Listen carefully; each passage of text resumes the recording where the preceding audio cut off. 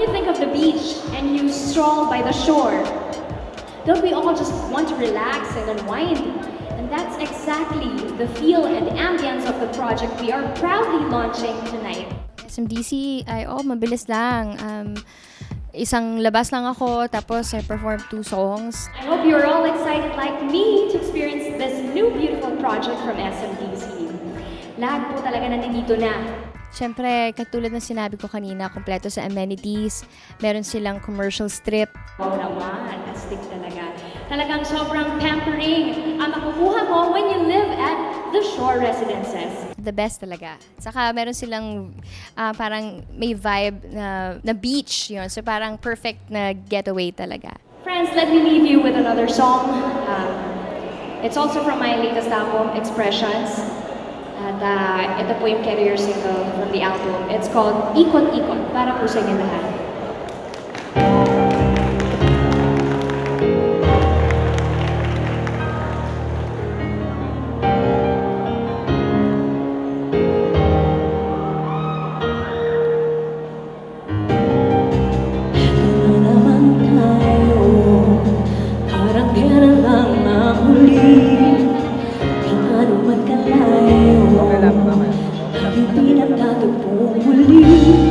Bagay na bagay siya dun sa project kasi hit na hit like our project.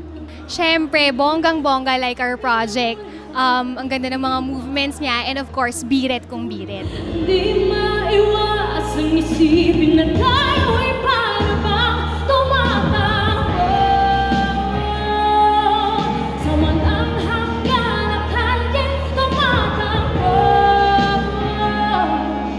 Ang pag-ibig na tila taras ang biyahe.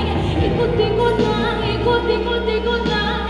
Ikot-ikot lang, ikot-ikot, ikot, ikot-ikot lang, ikot-ikot-ikot lang. Ikot-ikot lang, ikot-ikot. Ano siya infectious, nakakahawa. So, pag kinakanta niya yun, the whole night, kinakanta ko na yun.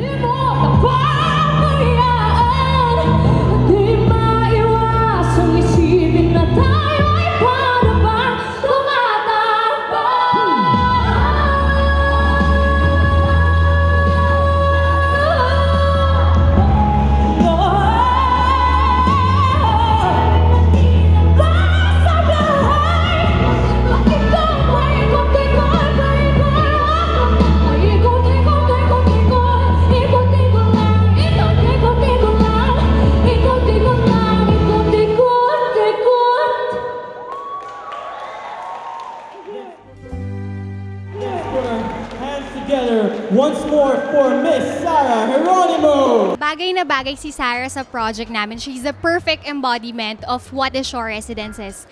Ang light, ang breezy, yung personality ni Sarah, yung madaling makisama at yung happy lang. Perfect siya sa Shore. Lahat talaga tayo nag-enjoy and mas naging special tong gabing ito dahil sinerenade niya tayo ng dalawa sa pinakamagaganda niyang song sa bago niyang album. Marami lang siguro picture taking, ganyan. Yung audience naman dito is very accepting.